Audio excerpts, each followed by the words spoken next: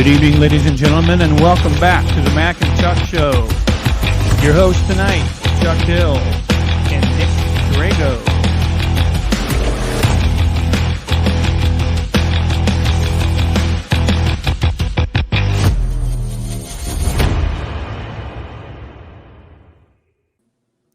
Good evening, everybody, and welcome to the Mac and Chuck Show. Nick, how you doing tonight? Doing great, Chuck. Awesome. Good to be back. Yeah, glad to have you here. Just a quick note, Mac is out tonight. He's going to be taking an extra week off. He's feeling a little under the weather tonight. So if you guys can, send some thoughts and prayers his way. I'm sure he'd definitely appreciate that tonight. So something else we want to do tonight. Tonight's show, as you know, we're going to talk a little bit about the O.J. Simpson case. And Nick's got some really interesting perspective on that and why he actually believes that O.J. may not be guilty. So did a little research with some information Nick gave to me, and I'm very interested, Nick, to kind of see here in just a few minutes your take on this and just what great information you're going to give us tonight. I'm ready to bring it. Awesome. So I do want to take a moment or two. I've got a couple things I want to just kind of bring to our viewers tonight. First of all, from the Mac and Chuck Show, we definitely want to give a big shout out to all of our law enforcement friends out there. You guys are putting yourself on the front line every day, and man, we just really appreciate that. And even though sometimes it may seem like it's not, but we want you guys to know we appreciate you being out there on the front lines and taking care of us. And today may be Law Enforcement Appreciation Day, but every day we appreciate what you're doing out there. The other thing I want to kind of talk about tonight is, as most of you know, we have the Mac and Chuck Show have always been big proponents of mental health and mental well-being, behavioral issues, things like that. Just things that, the unseen that sometimes we don't really know what may be, troubling people or anything like that.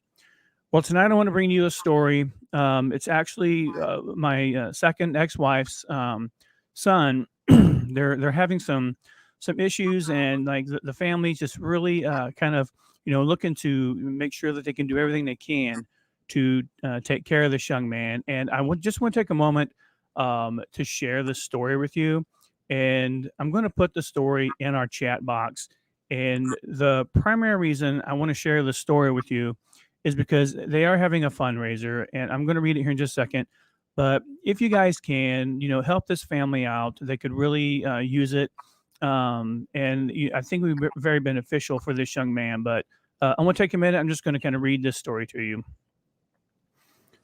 So and you'll be able to read this on the GoFundMe page also. But it says, it is with sad but hopeful hearts that we set up this GoFundMe account.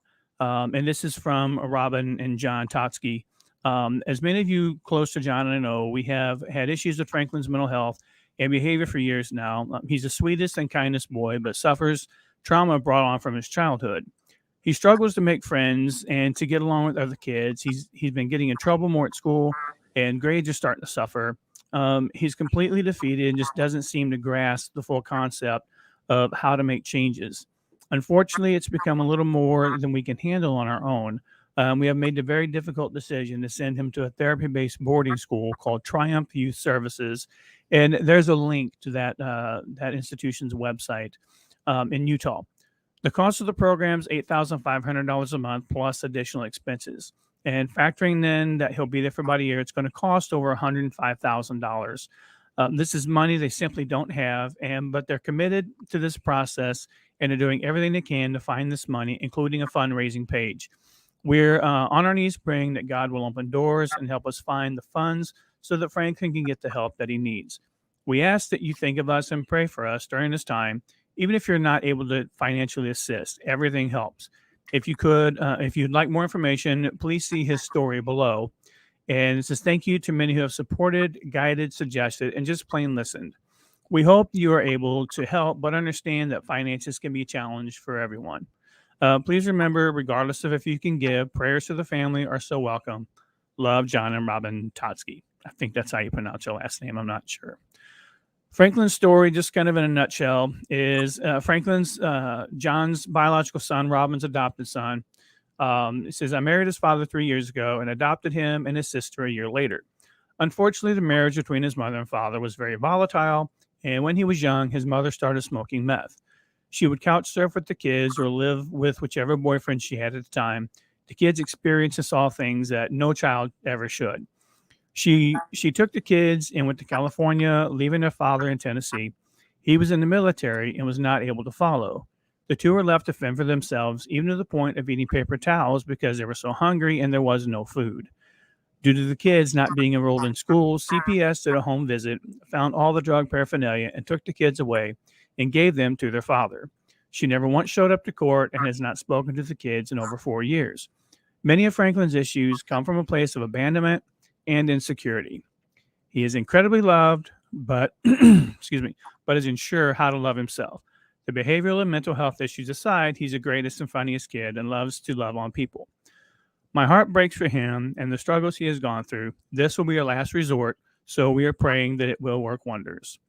So there is, you'll notice that I did put a link there on the page, and there's an opportunity there to donate. If you can't donate, maybe just share the link and just help this family out, keep them in your prayers, and let's hope that Franklin can get the help that he needs. That being said, Robin and John, you guys are in our prayers, and we're going to move on with the show now. So that was a hard one. Wow. I wish them the best. Yeah. It's always difficult when you see people struggling like that, but it's encouraging when you have someone who's willing to humble themselves and reach out for the help that they need. So Absolutely. kudos to them for that. Right on. So, all right. So tonight we are actually going to talk a little bit about something that's been a hot topic of discussion for decades now, right? This is 94. Yes. So, wow. I mean, we're talking, what, 27 years almost? But it's very relevant. It's still very relevant. I mean, they're teaching in law schools, they're teaching using the O.J. Simpson trial, criminal trial as an example. And, I think everyone listening knows by now, probably is of the opinion that the media can certainly twist things.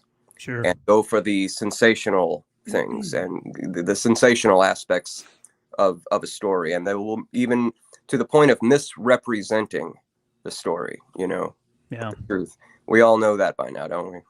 I think so. And, it basically, I mean, I think that we can all find that it just basically boils down to the dollar, like what sells. And you're right. Sensationalism sells. No one's interested in hearing the boring story or the boring truth, so we have to take and twist things around, and we have to manipulate things to make it seem more dramatic than it is.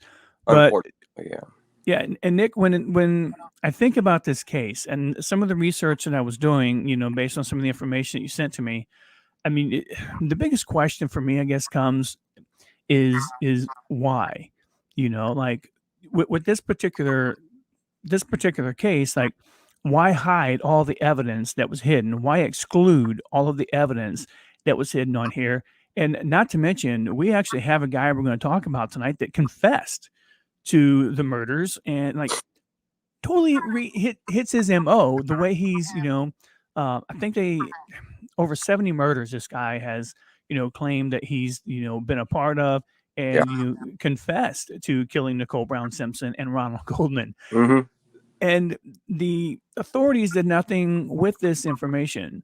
So, I think with that being said, I guess we can take a step back. I mean, I don't know that there's anyone listening today that hasn't heard of the O.J. Simpson trial or wasn't a spectator on national TV while that, white Bronco drove down the interstate.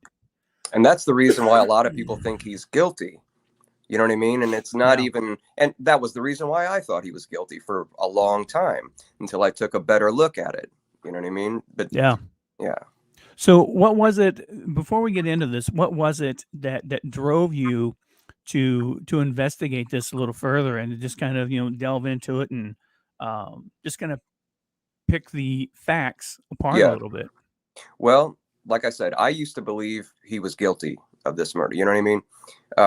In New York, I lived in New York when the trial was going on. I worked in the evening as a bartender. So all day I had, I went to work at 5 o'clock. So all day I could just sit and watch, the trial.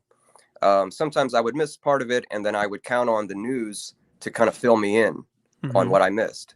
Now, that is what I think a lot of people did. They watched some of the trial, and the parts maybe they didn't understand, with the blood evidence and all that, they counted on the news to kind of summarize it for them. Right. Kind of fill in the gaps a little bit. Right. Well, the thing is that was a mistake, because the news media totally misrepresented what happened in court on those days. And when you go back and look over it, see how the defense dismantled the prosecution's case, you don't wonder why he was acquitted. You understand why he was acquitted.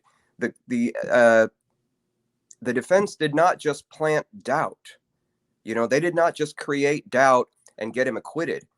In some cases, they proved things. They proved that police planted evidence. I could go into examples of that. It came out in the trial that, a lot of people say the blood evidence was the heaviest thing. This is OJ's blood. It's at the crime scene. He's got the blood of the victims in his Bronco. Okay. And that's what people hear, and that's what the news reports and everything. And then if you go over and see what the defense had to bring to the table about that, the defense had those blood samples that came back as OJ's DNA. They also had those samples tested for a preservative called EDTA. Now, EDTA, yes, when you give a blood sample, it goes in a tube, gets a plastic thing on it, and it's sealed. In that tube is a preservative called EDTA. It's an anticoagulant. Okay. The blood was tested positive for EDTA. So what does that tell you? That it came from a vial. Yeah. You know what I mean? That demonstrates that this was planted. So the glove thing does not make sense. There's no, if the blood fell, if he, climbed over this fence and the glove fell, then, why didn't it collect any debris? And why were the fingers stuck to it? Maybe because it was crumpled up and put in, Detective Furman's pocket. That's what the biggest thing the prosecution messed up on was having Mark Furman as their key witness. He was the first one on the scene. He was alone when he found the glove. He was a genocidal racist, and the tapes, I don't know if everybody's familiar with this. This man bragged on tape about planting evidence. This man said if he sees a black guy with a white woman, he will pull them over and, find something on them. He perjured himself. They demonstrated I remember that information. Yeah, I remember that information coming out about, the racial aspect of it. As far as Mark, or as far as Furman, just being a known racist and being on, like you mentioned, being on tape that, he's got a real problem with interracial relationships, and so. Yeah, I mean it's all that. It's that the prosecution had this. They called it. They kept saying a mountain of evidence. They had blood on the socks. Well, the blood on the socks tested positive for EDTA. The blood on the back gate wasn't found till months later. The blood on the socks were not even, when police come in and investigate, they'll often have a videographer. If they're in someone's home, they'll have a videographer capturing everything, so that, sure, just for the sake of the integrity of the investigation. Well, when the videographer walked into OJ's room where these bloody socks were supposed to be found, there were no socks the first time he walks through. Then he walks back out and there's socks there. Those socks had, like I said, the EDTA. There is no mistaking this EDTA thing. Don't take that lightly. That is not, the prosecution tried to argue, well, the EDTA was in the blood sample. because EDTA is in laundry detergent. Well, no. On the socks were tested for EDTA, and they did not have them. The blood sample did. So let me Okay. ask you a question here. Okay, when they tested the blood, do they have to test specifically for the EDTA? And if so, Yes. why do you think that would have been a test that was run on that? Do you think they would have run that to exclude any kind of evidence, or why do you think they would have run that test specifically for the EDTA? Great question, man. Because a crime author by the name of Stephen Singular, he's a true crime author. He wrote on John Bonet. He wrote on this man Alan Berg that was killed by neo-Nazis.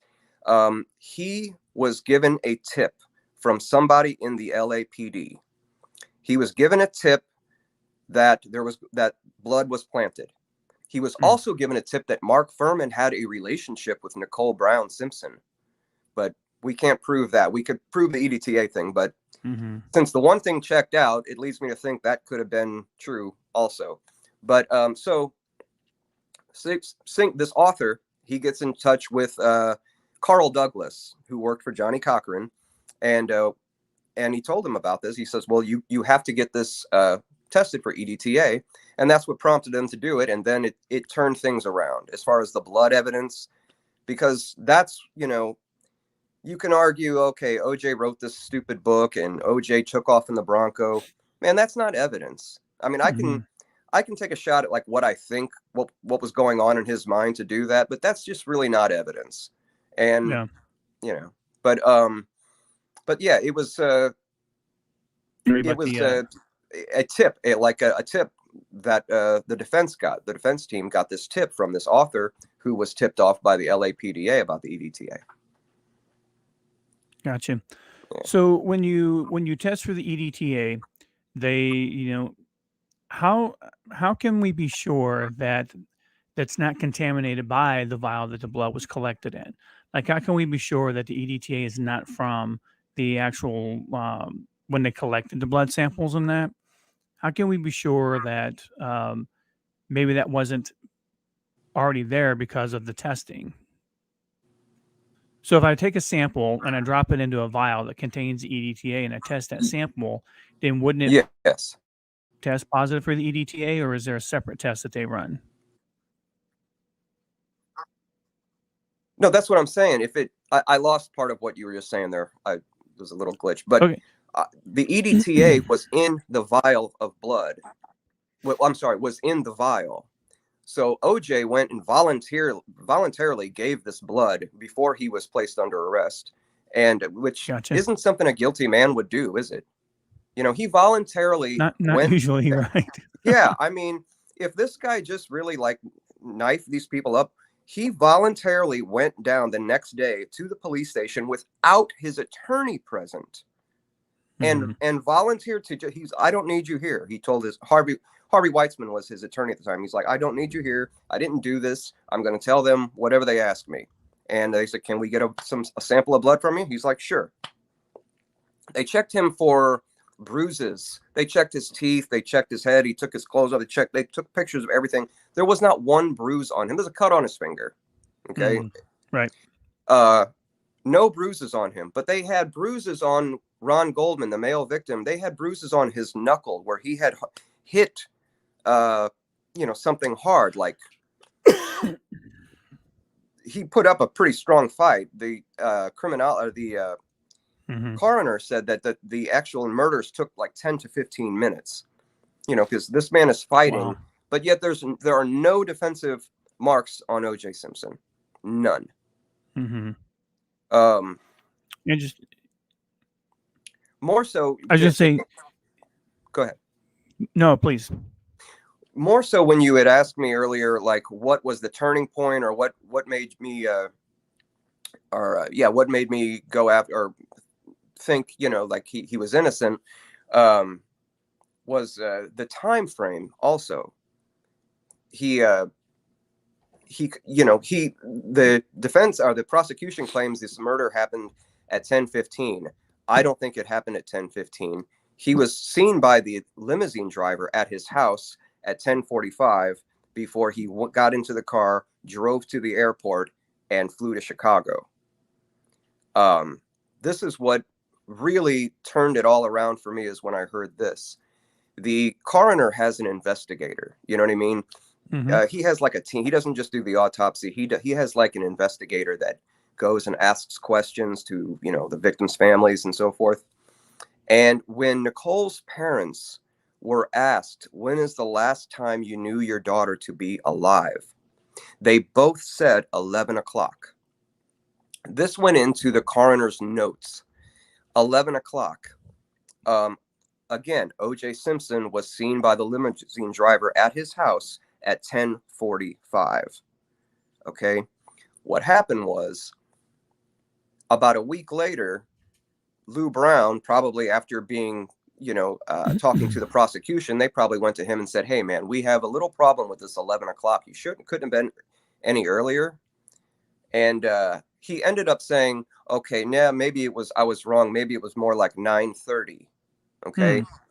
Well, that's just impossible. And I'll tell you why. Because they left the restaurant. Okay, maybe you all know that they went together to the Mezzaluna restaurant after their daughter's dance recital. And, well, restaurant staff testified that they left at 8:45. Okay. The Browns lived in Orange County, Dana Point, Orange County. It was the southern end of Orange County. That is 75 miles away from that restaurant. It took them an hour and a half to get home. Okay, it was a landline phone call. If they left at 8:45, there's no way they were home to make a phone call at 9:30. You know what I mean? Yeah. But while I'm on this train here, the reason why they made that phone call is because the mother left her glasses at the restaurant, right? Maybe, yeah. Okay. So Ron Goldman, the victim, was a waiter at the restaurant. He volunteers. He's like, okay, yeah. You know, she gets home. She calls about the glasses. Are my glasses there? They tell Ron's like, you know what? I can take those to Nicole. I know Nicole. I can take them to her. Okay. It was testified that Ron Goldman got off work at 9:30 and sat around for about 15 to 20 minutes with the manager and had a drink. Okay. So then he leaves he was there till about 10 o'clock. Okay. He went home. In the crime scene photos, he's not wearing a waiter's uniform. He didn't go right there. He's wearing jeans and a printed shirt. He went home. Took him a few minutes to get home from where he worked. Took him actually 5 minutes. The investigator traced his steps and everything. Investigators, independent investigators, not the LAPD. Took him so he leaves the restaurant at 5 o'clock, gets home 5:05, takes a shower. He was very image conscious. He was a model. I'm sure he fixed his hair. Sure, he picked out something to wear. You know what I mean? He also ate a spinach salad when he was at his house. Doesn't stand to reason that he's really in a hurry. Okay. Right. So he did all of that after 10 o'clock. How long do you think that took? And then he had to drive to Nicole's house, which was another 5 minutes away. The murders itself took 10 to 15 minutes. OJ was seen at 10:45 by the limousine driver. Right, which definitely doesn't line that time frame up. No. And that is why he was acquitted. Not because of the color of his skin, not because the jury, you know, the racist kind of stuff that went going, you know, like, oh, they were predominantly black, so I guess they're, you know, undoubtedly going to be prejudiced. You know what I mean? That's just, you know, that's the kind of thing the news media put out there. They didn't explain all these things, you know? Yeah. Now, I'm not telling you anything the defense doesn't know. The defense, you know, they could easily prove this by the phone records, right? Well, when did this phone call take place? If it took place at 11 o'clock, we knew she was alive, and we knew, then that gives OJ an alibi. Okay, this is something I have figured out by myself. The defense knew this. The defense and the prosecution did not allow the phone records into evidence in the trial. The jury did not get to see the phone records. Now, why wouldn't the defense want them to see the phone records? Right. That was kind of my next question. Why would that be suppressed or not allowed in? Sure. Well, in the preliminary trial, sorry, hold on. They decided not to do.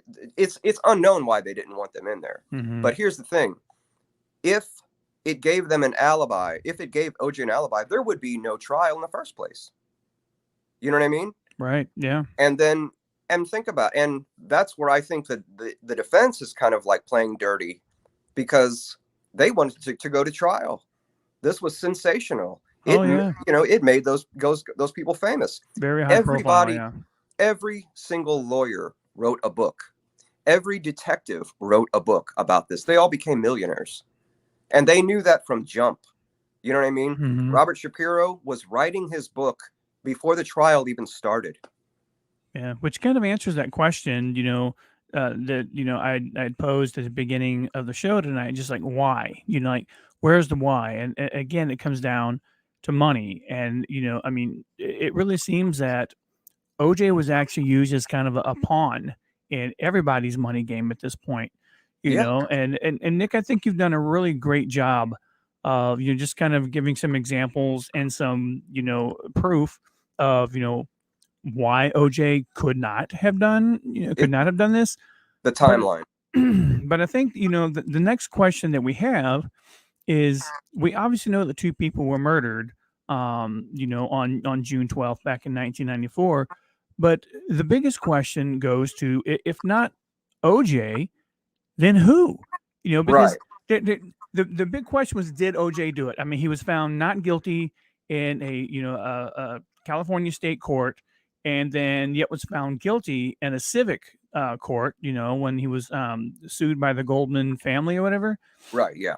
But the biggest question is, if not him, then who? And I think you've got a couple of interesting characters that we can kind of look at here a little bit, as to far who may have committed these heinous crimes. Right. Well, yeah, this is a good part. Well, here's the thing. Not all we knew about was one person involved there, right? We only knew about O.J. Simpson. Right. We knew about his domestic violence. We knew about, the history of domestic violence. Mm-hmm. We didn't know anything about Nicole Simpson, and we knew less about Ron Goldman. Right. Okay. Ron Goldman, and see, nobody wanted to dig up dirt on these people. They just felt bad. You know what I mean? They were killed in a horrible way. Right. They're victims, right? Right. Oh, they are victims. And I'm not trying to like dig up their dirt right now, but this, for motive, right. Ron Goldman has a extensive criminal file. Okay. And that criminal file is sealed in California. Now, there's only one law that enables a criminal file to be sealed, and that's what they dub the snitch law. If you were opening like a daycare or some kind of business, you could run background checks on people. You know what I mean? You can see those kind of files. Well, if you're an informant, you cannot. If someone is an informant, you cannot see their file. Right. So that means that he snitched on somebody. Okay, there's motive for somebody else who want him dead. Mm-hmm. Now, within 1 year of Ron Goldman's death, another Metzaluna waiter by the name of Brett Cantor was killed was stabbed, had his throat cut. Right. Okay. Another at the same restaurant where he worked. And then then a year later, a guy named Michael Nigg was shot. They didn't rob him. They didn't touch his girl. He was with his girlfriend getting into a car. They said it was a holdup. They just shot him dead. They didn't mess with the girl. They didn't take anything. They just took off.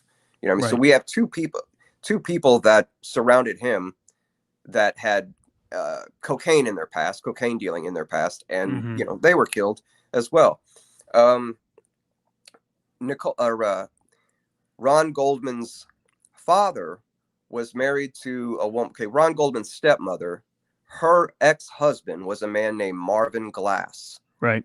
From Illinois, and up in Chicago, I believe, is an attorney up there, right? Yes. Yep. And he had racked up so many charges. He had tried to get somebody. He had, I think he hired someone to kill his partner, and he had like 200 years stacked up. You know what I mean? And then he rolled over on some people. You know what I mean? So he has a lot of like criminal. He was an attorney for a drug cartel.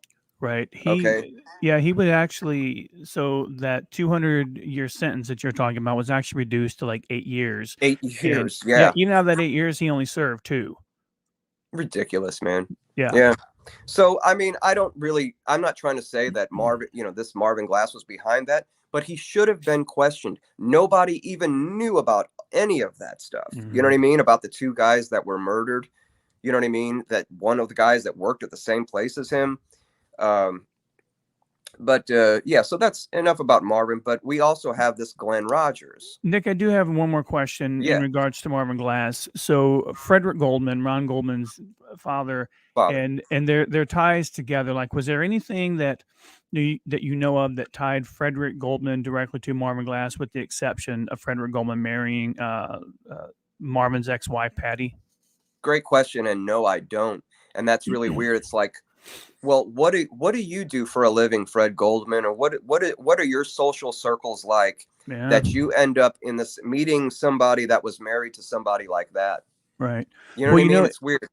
his daughter Kim was actually interviewed, and I think it was by 2020. And in the interview, they asked her, "Well, what does your dad do for a living?" And she couldn't answer. She's like, Yeah, I don't know what he does, and there were yeah, some very good points made about if you're 28 years, I think, if you're 28 years old, and, you should have an idea of what your dad does for a living, something. yeah. And At that age, come on, man.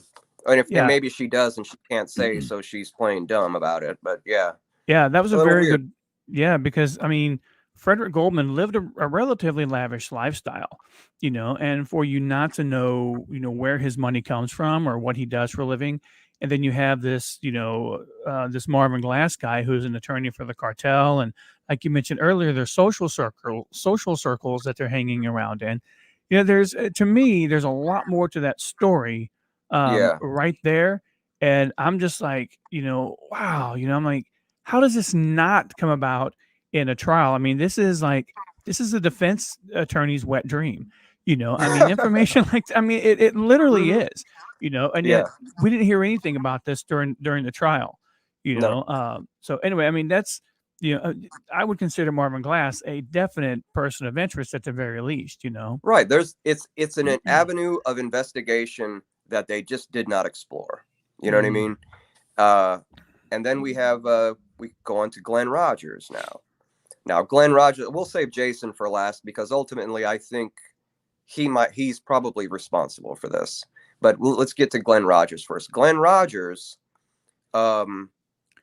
was he was known as a Casanova killer, cross country killer. Mhm. He said when he was arrested, he killed over 70 women, something like this. He's still on death row. He's been on death row for like 20 years because Right.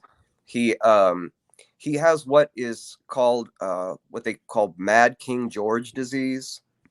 Okay, he's very, very violent. I have not seen that movie, The Madness of King George, and I don't know too Mhm. much about it. But I know that it just, it makes you rage and, very violent. Right. What's really okay? So it's alleged that Glenn Rogers did some work in California for this company. It was like a construction and painting company, and that he did some work in in Nicole Simpson's house and hung out with Nicole Simpson. They went out to the House of Blues and all these places. And what's really weird is that all of his victims he killed with a knife in a savage way, Right. stabbed them to death, and then cut their throats the same way she was killed. Right. Very similar MOs for sure. Yeah, and he was going. The problem with this is he was going under. He was he assumed an alias. He killed this man named James Peters, and then he started going by James Peters. He stole this man's identity. Mm. Norman Pardo was the ex-manager of O.J. Simpson, and Glenn Rogers from prison wrote a letter to Norman Pardo saying, "Tell Mr. Simpson this is where he kind of confesses. Tell Mr. Simpson I'm afraid I'm sorry about his wife." And he drew some pictures of like graves, and it says Ron and it says Nicole on it, and It's really dark stuff. And yeah, and also Glenn's brother and sister both allege that well, they both say that Glenn told them that he did this. Yeah, there's a And really good documentary out there, kind of a documentary called "My Brother the Serial Killer." Yeah, And that is a good one.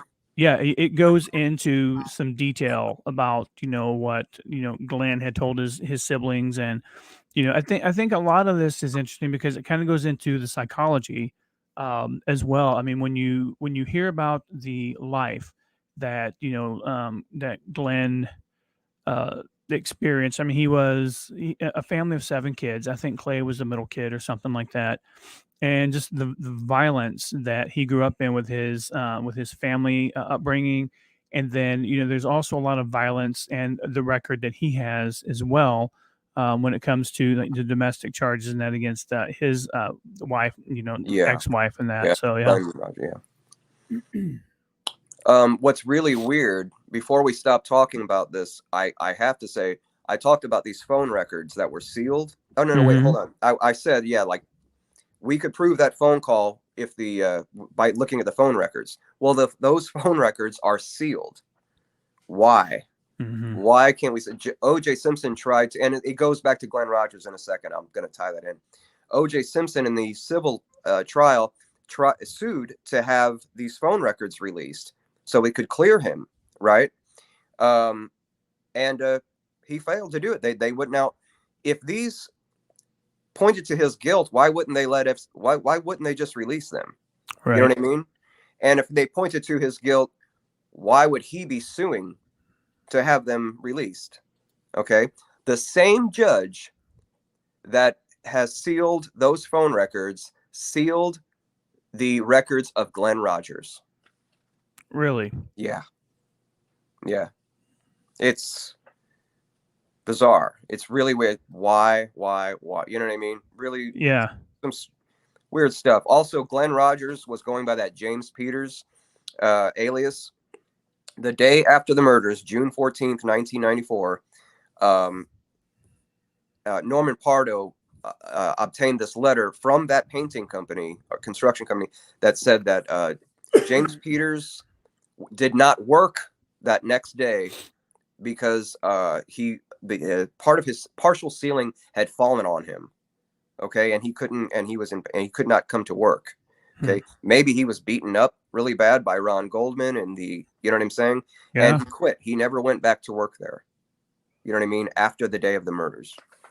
Yeah, that's interesting. And something else that would be interesting is that if Glenn Rogers had been in the house, doing work, I mean, his prints probably would have been all over, quite a bit also, which, again, you don't hear anything about him being interviewed. You don't hear anything about him, just being a person of interest or anything like that. And if you guys are watching the show now, I mean, by all means, if you have some input on this, let us know. If you have questions, let us know, because, that's what we're trying to do, is just kind of like talk a little bit about, what we think. Yes, please. I welcome your questions, because there's so many layers to this. There's so many pieces of evidence that you're probably out there thinking, well, what about this glove? What about this blood that was found here and this blood that was found there? A lot of these things were not even found till weeks later, till after they already had a sample of O.J. Simpson's blood. All right. And you've seen Making a Murderer. You know what I mean? We all see the corruption that can happen. And I don't mean to, I'm just, there was a lot of corruption in the LAPD at that time. And there was, so Detective Van Adder even admitted on cross-examination that when O.J. Simpson gave him that vial of blood, gave him that sample, he did not book it into evidence. He had it in his pocket, and he drove it, and he went to the crime scene with it. Detective Lang, it came out that he had O.J. Simpson's sneakers and took them home with him that night. Now, was that the guy who went it for the memorabilia? Like there was one of the officers who had there was one officer, and I forget what his name was, that had taken something from the Simpson house and took it home to be because he wanted to keep it as a token of memorabilia. Really? And yeah, it was really crazy. I mean, there was all kinds of chain of custody that was broken during this case. Yes. So, and why? Why? Yeah. Why don't you book that? You took the blood vial to the crime scene. Yeah. Why would you You know what I not mean? take And that then directly to the lab? some of the 1.5 cc's is missing, and that's the day that you found the blood. Come on, man. You know what I Yeah. mean? And the defense just took that stuff down. You know what I mean? And with the EDTA testing, testing positive, those swatches testing positive for EDTA, that demonstrates, that they planted it. Yeah. There was blood found under her nails, under Nicole's nails, that did not match any of them. Right. That demonstrates that somebody other than O.J. Simpson, she dug her nails into. Yeah. You Now, know? what are your thoughts on multiple assailants? Do you have any thoughts on that? Do you feel that, I know you have a person that you feel is responsible, but do you feel that based on what you've read, some of the evidence that you've gone over in that, do you feel that it's possible that there could have been more than one assailant? Definitely. And I was really going to save that for last, because that is there is one. Now, like I said, I think really Jason Simpson is responsible for this. There is one aspect, like I think there's more leaning on Jason Simpson than Glenn Rogers. You know what I mean? But there's one thing that takes it away from me about Jason, and that is the coroner testified in the preliminary trial that these wounds were consistent with 2 knives and 2 assailants, one right-handed, one left-handed. Interesting. Now, this is Dr. Irwin Golden. He did the autopsy, and he that is what his testimony was in the preliminary trial. And you know what? The prosecution did not ask him to come back for the criminal trial. He actually had an assistant testify instead of him. He would not lie for them. He would not say what they wanted him to say. They wanted one person, one knife, OJ. You know what I mean? And he just couldn't do that. Robert Shapiro asked Dr. Lakshmanan, the man that sat in, the assistant that did testify. He says, "When's the last time Dr. Golden had you testify for him?" Last year. How many times last year? Never. Basically, that was the only time that he performed, the autopsy and sent somebody else in to testify. The trial of the century, and the guy that did the autopsy did not even testify. Think about that. So I guess one of the questions, and just to play devil's advocate here a little bit, do you feel that may have been because he didn't want or is it possible, in your opinion, that he didn't want the attention on him? I mean, you have all these other prosecutors and everyone else, they're clamoring for the attention, they're clamoring for the fame. And that, do you feel it's possible that he had his assistant testify because maybe he did not want to be in the spotlight or anything like that? He probably didn't want to lie. Now, I got to be honest about this. Now, I don't know if he was invited back and said, "No, I'm not going to." I would imagine it wouldn't be up to him, really. I would imagine he would have to. Right. But, I mean, I really don't know how all that went down. You know what I mean? All I know is that he testified that it was 2 people. Okay. And all my research, what everybody says about Dr. Golden is that he's a straight shooter. You know what I mean? And he's not going to play any games. He's going to call it like it is, tell it like it is. And, I think the prosecution didn't like what he had to say. So they found the assistant, somebody who didn't even assist in the autopsy, to say whatever they wanted him to say, But can people be wrong? Can Dr. Golden be wrong? Sure, it could be. I mean, everybody, I don't know, man. Jason Simpson, go ahead. Yeah, but it's your assertion that he just didn't want to lie. And so that's... And lie. You can't lie in court. You know what I mean? Unless you're Detective Mark Furman, you can perjure yourself.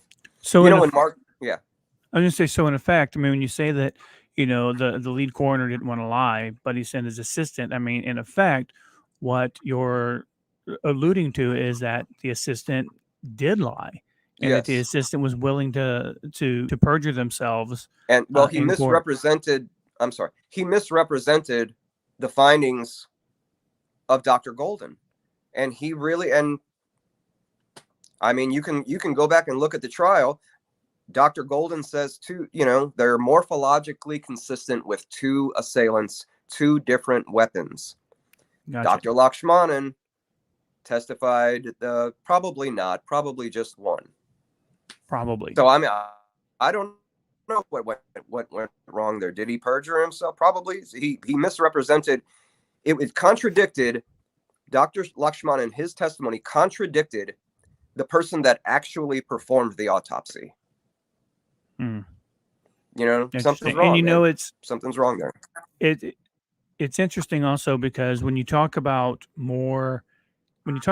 two or more people, now we're getting into conspiracy territory again, especially when you take a look at, who we looked at earlier, Frederick Goldman, Marvin Glass, and the cartel ties and things like that, and so, I mean, it starts getting very interesting when you get to that point where you're talking about multiple assailants. Because that would be a hit squad. That would be like a cocaine, cartel hit squad. They wouldn't send one person in there. You know what I mean? They're like, go in there, make it, Yeah. Right. And Goldman had a history of cocaine usage. Yeah.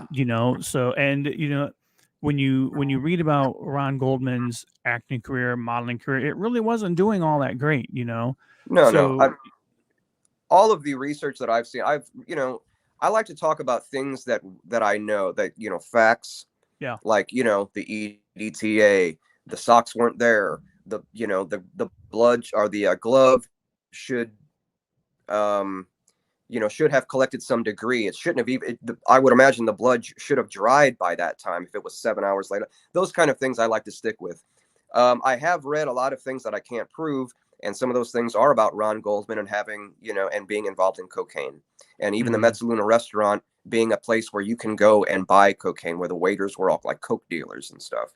So I have read, there's so much cocaine in all these avenues that I have gone down, researching this thing. Sure.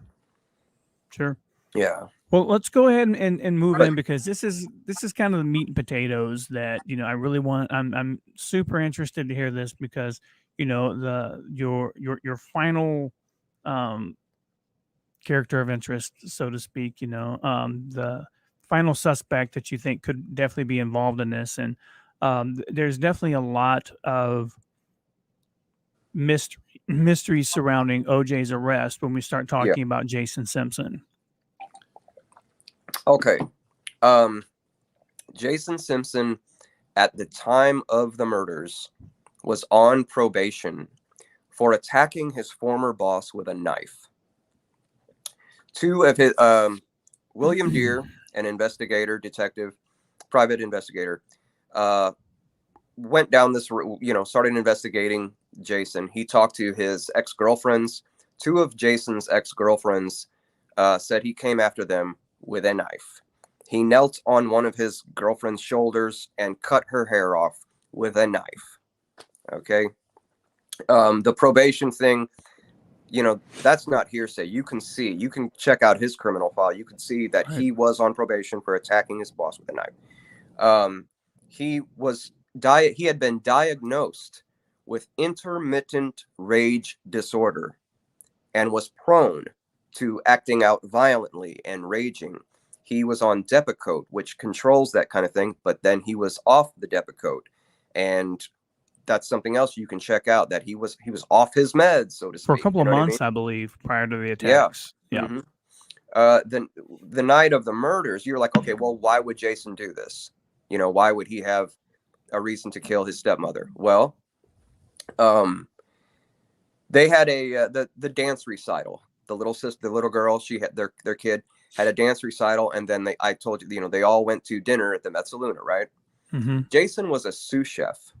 He worked at a place called Jackson's, and Nicole and her parents and the kids and everybody in the party were supposed to go to Jackson's that night. Right. And Jason had prepared, all this special stuff for them. And this is according to people that worked with Jason, that were with him that night, other restaurant staff. And he was very upset when Nicole and the party stood him up.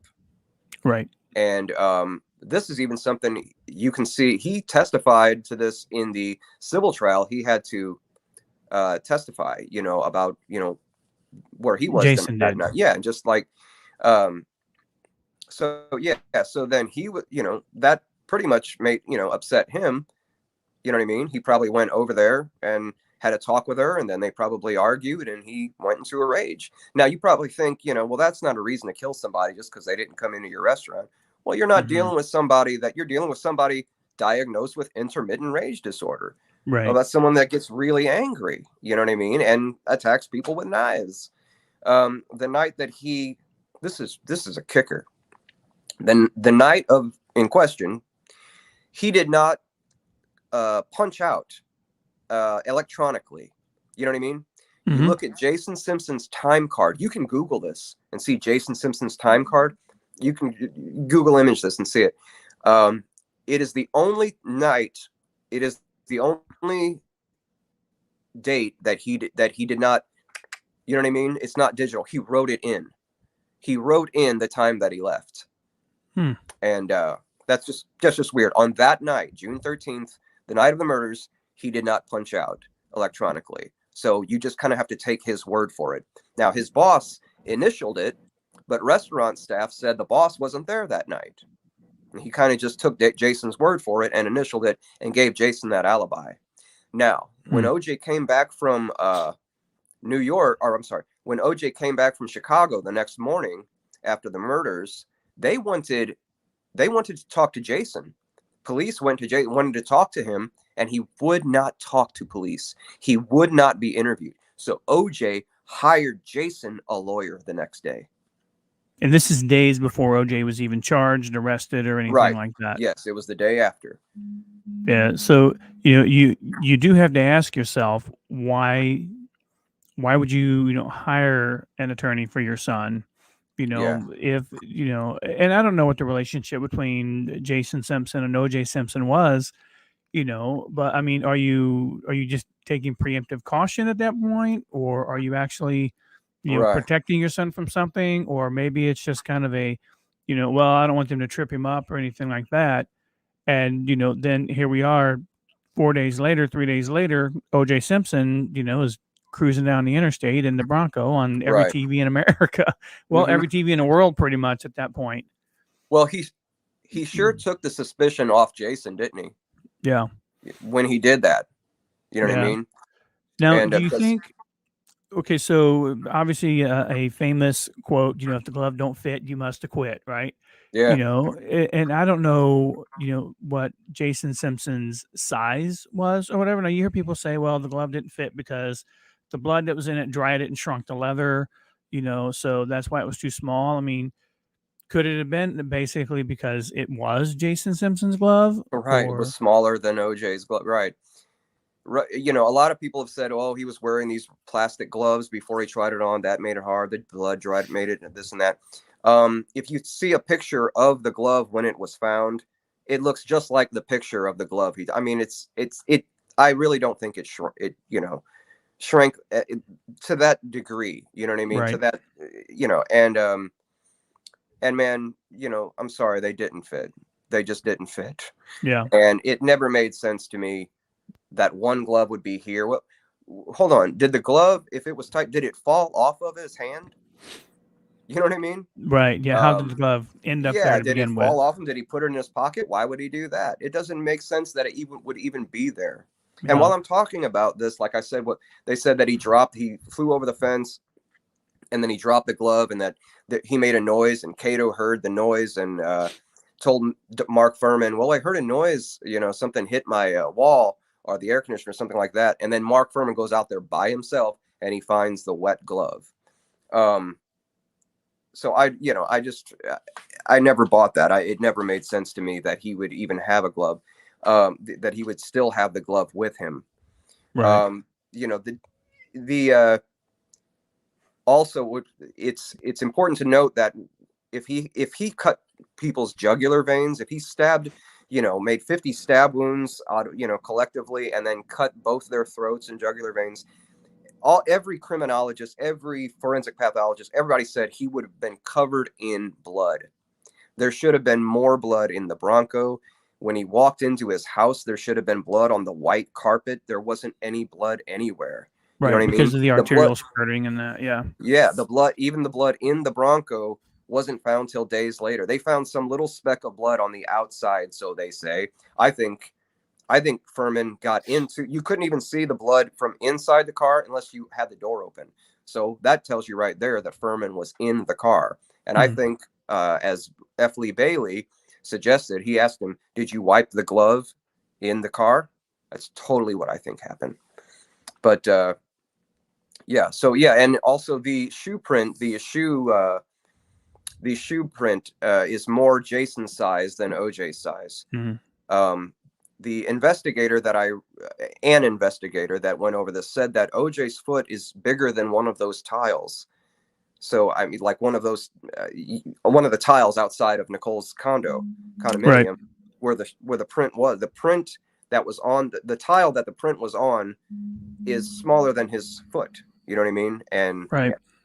OJ or Jason also testified in the civil trial that he would borrow OJ's clothes constantly. You know what I mean? So if those were his shoes, those were his gloves, you know. Yeah. There's so many layers to this. You know what I mean? Like if anybody listening out there should look up the investigation done by William Deere and by the Ocean Medical Investigative Group in California, and maybe Stephen Singular's book, you know, for further reference on this. So there definitely is a lot of like you mentioned, a lot of layers to this, and it sounds like even when you look at each of these individuals by themselves, there's even a deeper level that goes into this, because we talked about cartel involvement earlier. We talk about familial involvement. We talk about just the rage that Jason Simpson had, and it's interesting to see kind of how all this just kind of goes. You could definitely go down a rabbit hole just examining each Oh yeah. one of these individuals by themselves, much less when you take a look at it from a bird's eye view, and you're like, because I'm sure that there are other people that are out there that could be responsible for this. During your research through all this, are these the primary three subjects that you the fingers are pointed at here? Like, if you had to narrow it down, like, are these your top three suspects, or are there other people that you think could have been involved in this? I think really, I don't know about Glenn. I kind of have a hard time thinking if Glenn Rogers was there, that he didn't do it. You know what I mean? That's kind of hard luck. Well, here's a guy that just loved to kill women, you know what I mean, with a knife. And he was, if that was the same James Peters as his alias that was working at Nicole's house, then I would probably pin it on Glenn Rogers. Jason, I mean, there's a lot pointing to Jason. You know what I mean? That time card is weird to me. There's the motive of him, going into a rage because, someone made him look bad. His alibi is all sketchy. And, he had I mean, there's a lot more to Jason than I've even brought up. This William Deere, Jason went delinquent on his payments for a storage space. So this investigator, William Deere, paid for it. And of course, when you do that, the stuff in there becomes yours. Right. Well, he bought Jason's storage space and went through all this stuff that Jason had in storage. Some of this stuff were journals. Like in this journal, he said, this is the year of the knife for me. Wow. If I don't like something, I'm just going to cut it away. You know what I mean? He talked about, I don't want to be this Jekyll and Hyde anymore. Going to all these things, a very dark, troubled person. You know what I mean? William Deere, this is the kicker, man. William, in this storage space was a knife, was a double-edged knife. And Dr. Golden said, like, one of these were a double-edged knife. The other one was a single-edged knife. Jason had a double-edged knife, and on the handle of the knife, on the butt of the handle, was this iron shape that matches shape of a wound on top of Nicole's head. Hmm. I mean, it looks identical to this. Like, this could have made that wound. And they said, like, you know, it was surmised that Nicole was knocked out first, and then the killers fought with Ron Goldman, and then went over and finished Nicole off. So yeah, so I mean, if it's not Jason, it's probably a drug thing. It's hard for me to think that one person could have really done all of that. That's kind of really what my gut tells me, that one person could not have done all of this. Gotcha. Yeah. So you're of the opinion that, just to kind of summarize here, you're primarily of the opinion this actually was most likely two people. But I really think I think so, yeah. But Gotcha. I bring up, you know, avenues of investigation that, you know, should have, you know, police should have went down, law enforcement should have went down, and that anybody listening, anybody that was watching this when it was going on, anybody that has an opinion about it now, I mean, these are things that nobody knew about. You know what I mean? There were Right. other people involved, like, you know, it wasn't just OJ Simpson. These two other people, the victims, had a path. They had a life. They had a past. They had people around them. Nobody knew anything about those people. You know what I Right. mean? And then there's all this stuff now. Well, you know, nobody knew any of this stuff about Jason. You know what I mean? More important for me, though, rather than say, well, this person did or that person did it, I really like to just research and make points to show how OJ Simpson could not have done it. You know what I mean? And that's that's why I like looking at the hard evidence, the EDTA, the timeline.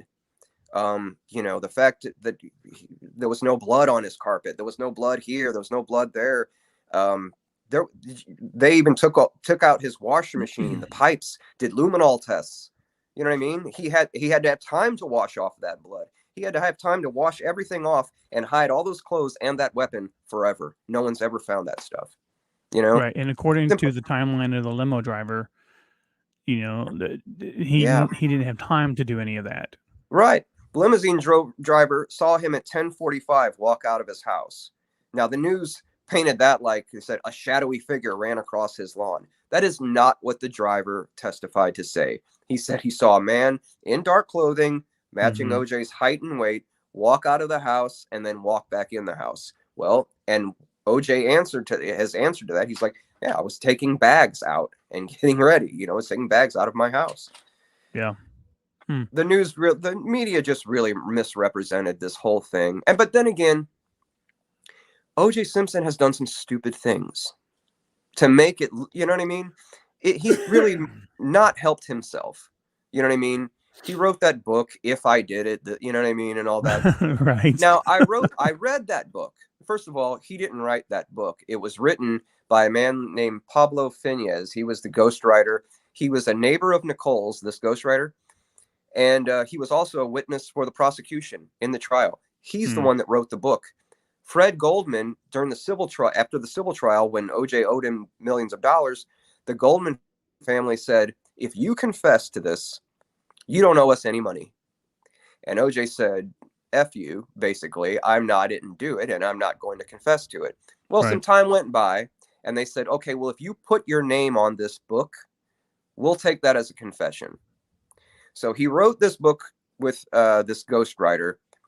Nowhere in the book does he explain killing people with a knife. Nowhere. Right. He says and basically he went with the narrative that the prosecution gave him. You know what I mean? And he even admitted, he goes, you know, I understand this was, you know, people said this was blood money. I shouldn't have done this. It was in local. He goes, I understand that. I know that, you know, my whole fortune had been taken from me, and you know what I mean? And this is the plans. This is what I did. This was my decision. You know what I mean? Yeah, I do have to admit that the book was probably not OJ's, you know, not his best moment. Finest moments, Yeah. Right? Yeah. But I mean, really, the way he even describes it hypothetically in the book, it doesn't even make sense.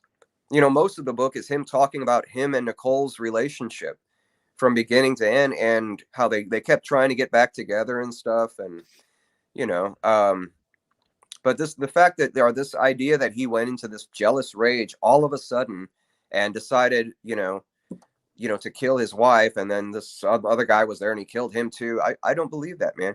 Yeah. He also made like a series of phone calls at 10 o'clock that night. You know what I mean?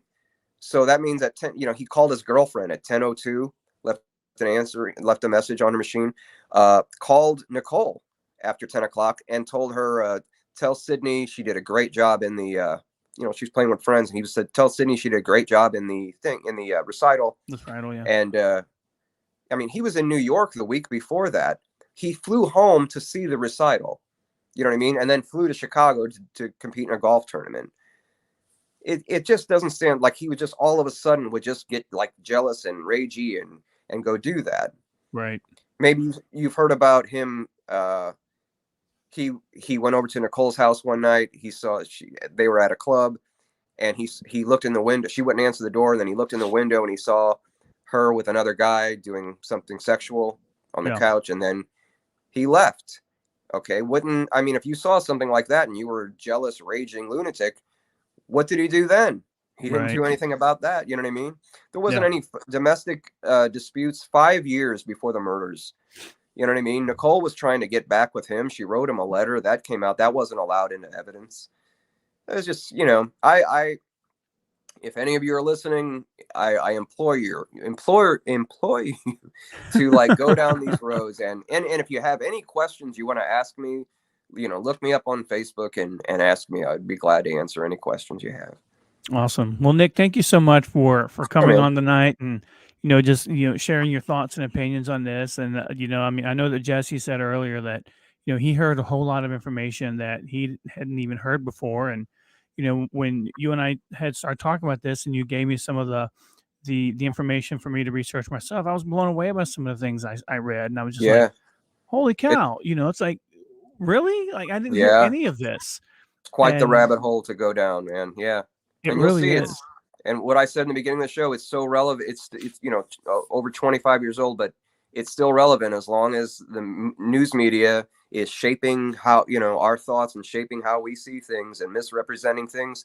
This case is relevant. So. Oh yeah, every day when you turn on the news, you can almost guarantee you've got to find at least 3 other sources from completely different political ends of the spectrum, to find just a sliver of truth and, what's really going on. So, but yeah, thank you so much. Right. I appreciate you being on. We're going to close the show out. If you'll hang out for me for a minute, Nick, we'll just kind of chat a little bit after the show. And, but everybody, thank you for tuning in tonight. Catch us next week also. We're going to be back with a whole new show for you next week as well. Watch us throughout the week. We'll give you an update throughout the week. But yeah, Nick, thanks for coming on tonight. You guys, question everything. If you're being told something, question it at all, folks. But thanks a lot for joining us, Nick. You guys have a great night. We will see you all next week.